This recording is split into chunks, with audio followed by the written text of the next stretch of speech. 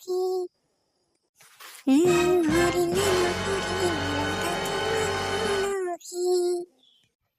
যাদৱ দেখোন কি কৰি আছা ইমান ফূৰ্তিত যে পিছে তুমি আজি স্কুলত কিয় যোৱা নাই কিয়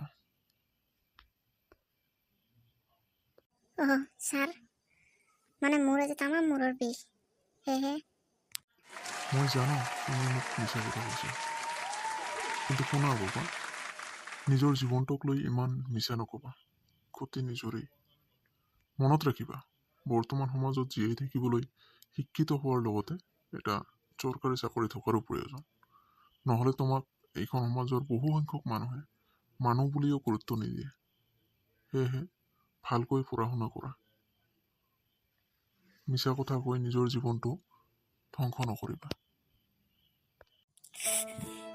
হ'ব ছাৰ মোৰ ভুল হ'ল